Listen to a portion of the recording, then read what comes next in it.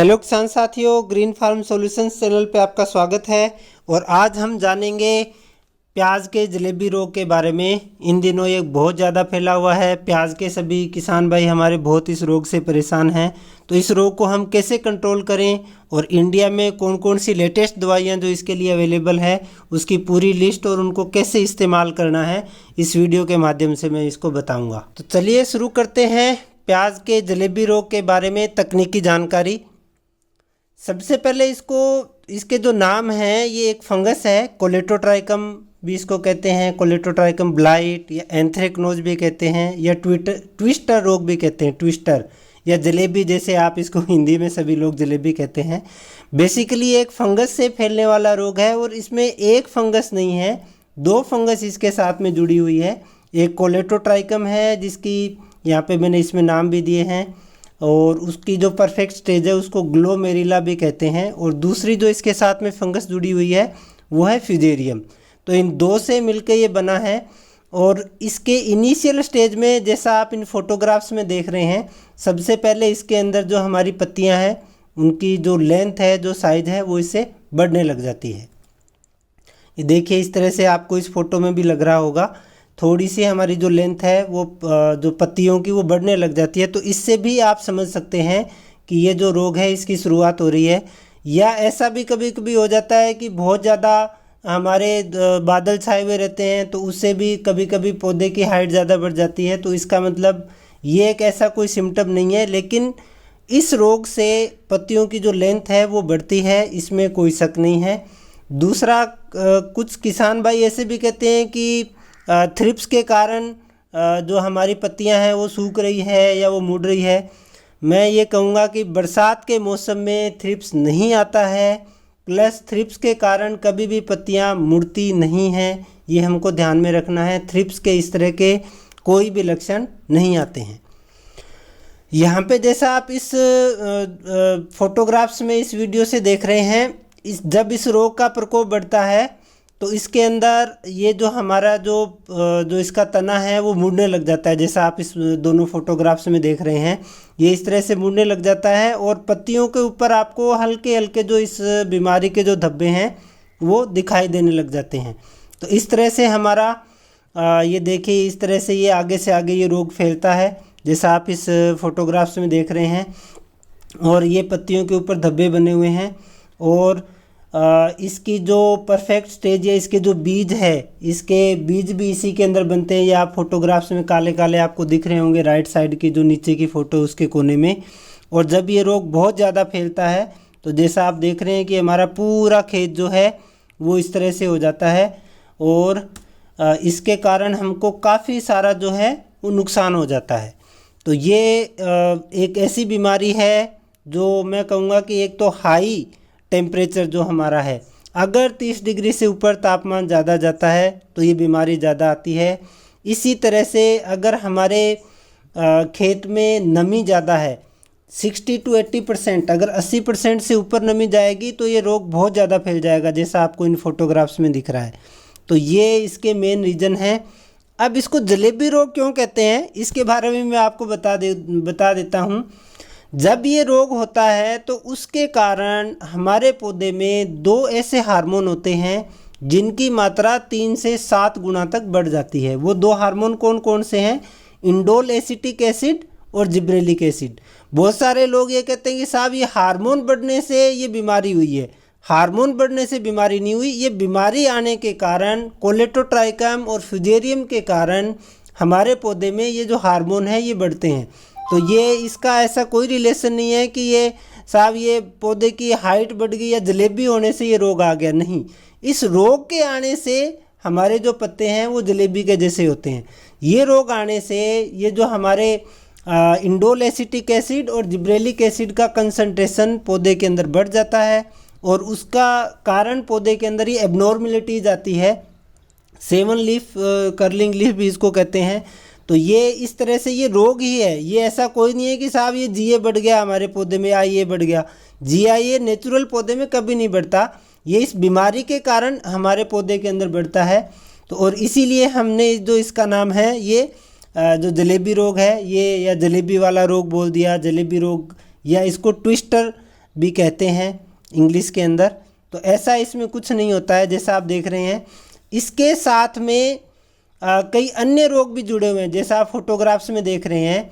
इसके साथ में एक फ्यूजेरियम बेसल रोट भी आती है, जैसा मैंने कहा फ्यूजेरियम तो इसके साथ जुड़ा हुआ ही है।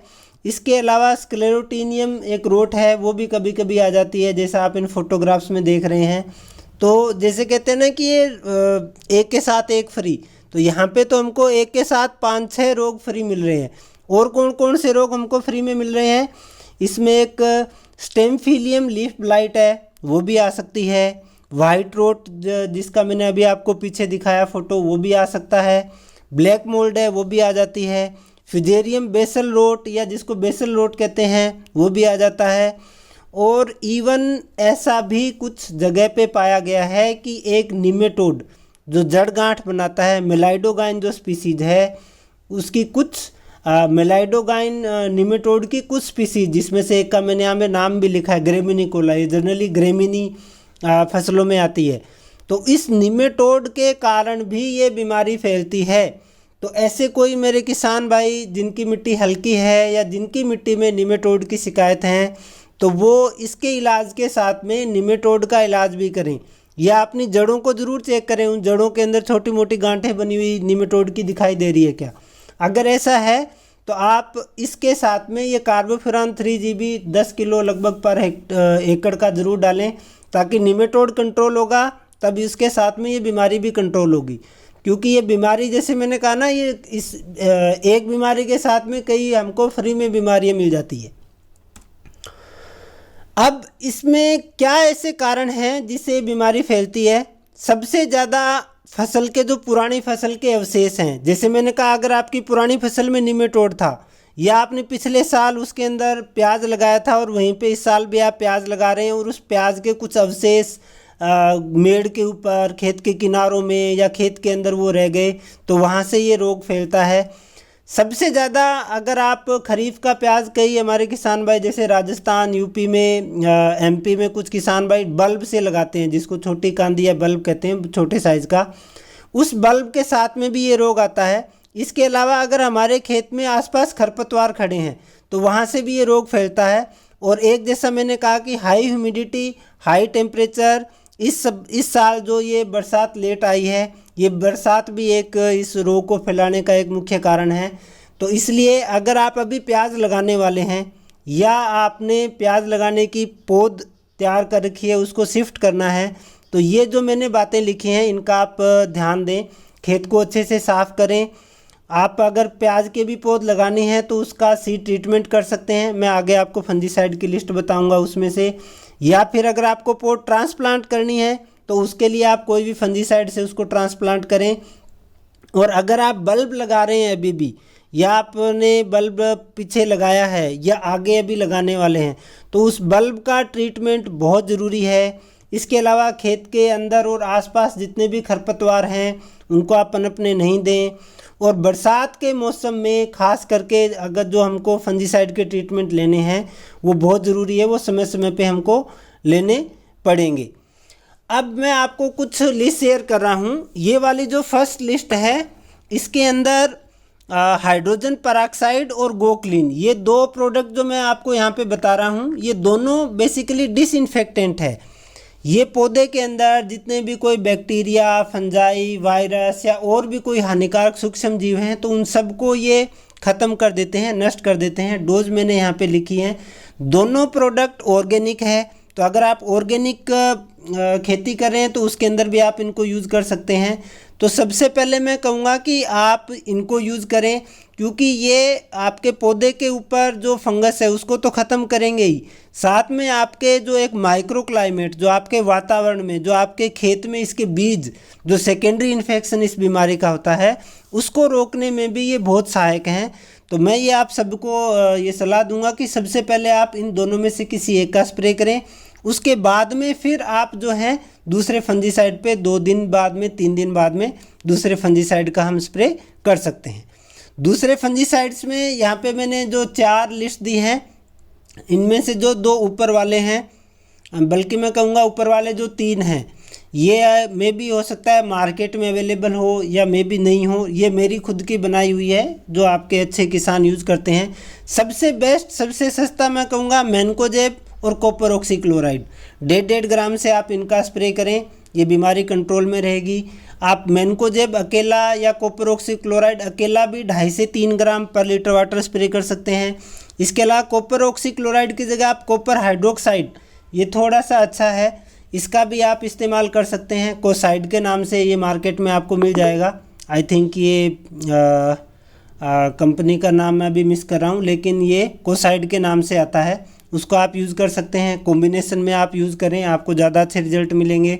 इसी तरह से एजोक्सिस्ट्रोबिन मार्केट में अकेला मिलता है, जैसे सिंजेंटा का एमिस्टार के नाम से आता है। मैनकोजेब आराम से मिलता है।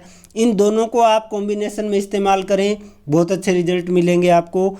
इसके अलावा क्लोरोथेलोनिल प्लस प्रोपिकोनाजोल, क्लोरोथेलोनिल कवच के नाम से आता है, प्रोपिकोनाजोल टिल्ट के नाम से आता है। आई थिंक ये मार्केट में इजीली अवेलेबल हैं दोनों प्रोडक्ट, ये आप यूज़ कर सकते हैं। इसके अलावा अभी इन दोनों का एजोक्सिस्ट्रोबिन प्लस प्रोपिकोनाजोल रिसेंटली मार्केट में लॉन्च हुआ है, बहुत नया ये मैं कहूँगा मॉलिक्यूल है, इसका आप यूज़ कर सकते हैं। और प्रोपिकोनाजोल इवन अकेला जो है ये भी थोड़ा सा ग्रोथ रिटार्डेंट है, ये भी पौधे के अंदर जो एक्सेस जो आपकी ग्रोथ है उसको रोकने में भी हेल्प करता है। तो आप अकेला प्रोपिकोनाजोल या प्लस इसको कॉम्बिनेशन जैसे मैंने बताया इसमें या मैनकोजेब के साथ आप इसको यूज़ करेंगे, आपको बहुत अच्छे रिजल्ट मिलेंगे। इसके अलावा और ये जो आप देख रहे हैं पूरे 6 जो फंजीसाइड हैं, सब के सब मैंने कॉम्बिनेशन में दिए हैं, सब के सब बहुत अच्छे लेटेस्ट हैं। इसमें से आप एजोक्सिस्ट्रोबिन डाइफेनकोनाजोल जो एमिस्टार टॉप के नाम से आता है सिंजेंटा का, वो यूज़ कर सकते हैं। एजोक्सिस्ट्रोबिन मैनकोजेब है, जैसा मैंने एक पीछे मेरा कॉम्बिनेशन भी बताया और इसको भी मार्केट में भी लॉन्च कर दिया है, यूपीएल का एवेंसर के नाम से आता है, एवेंसर ग्लो के नाम से, इसको आप यूज़ कर सकते हैं। कैब्रियोटॉप जो पायरोक्लोस्ट्रोबिन प्लस मेट्रियम है, बहुत अच्छा प्रोडक्ट है, इसको आप यूज़ कर सकते हैं। इसके अलावा क्लोरोथेलोनिल प्लस डाइफेनकोनाजोल, ये भी मार्केट में लॉन्च हो गया है, आप इसको यूज़ कर सकते हैं। एजोक्सिस्ट्रोबिन प्लस क्लोरोथेलोनिल एमिस्टार ऑप्टी के नाम से आया ये प्रोडक्ट, अभी रिसेंटली मार्केट में लॉन्च हुआ है, बहुत नया प्रोडक्ट है सिंजेंटा का, इसको आप इस्तेमाल कर सकते हैं। इसके अलावा प्रोपिकोनाजोल प्लस डाइफेनकोनाजोल, ये प्रोडक्ट भी मार्केट में कॉम्बिनेशन में अवेलेबल है, इसको आप यूज़ कर सकते हैं। 7वां मैंने इसमें लिखा नहीं है, बाकी जो एक एडामा का कस्टोडिया के नाम से आता है जिसमें एजोक्सिस्ट्रोबिन प्लस टुबिकोनाजोल होता है, 1 ml पर लीटर वाटर के हिसाब से आप उसको भी यूज़ कर सकते हैं। तो ये मैंने आपको कंप्लीट, मैं कहूँगा कि लेटेस्ट जो इंडिया के अंदर फंजीसाइड अवेलेबल हैं उनकी लिस्ट आपको शेयर की है। आप इनको यूज़ करेंगे, मौसम के हिसाब से यूज़ करेंगे तो निश्चित रूप से आपकी ये जो बीमारी है ये कंट्रोल में रहेगी। तो थैंक यू सो मच, आप सभी का बहुत बहुत धन्यवाद। और इस वीडियो को ज़्यादा से ज़्यादा जो हमारे जो प्याज लगाने वाले किसान भाई हैं उनमें आप शेयर करें और आपके अपने तकनीकी चैनल से इसी तरह जुड़े रहें। थैंक यू, धन्यवाद।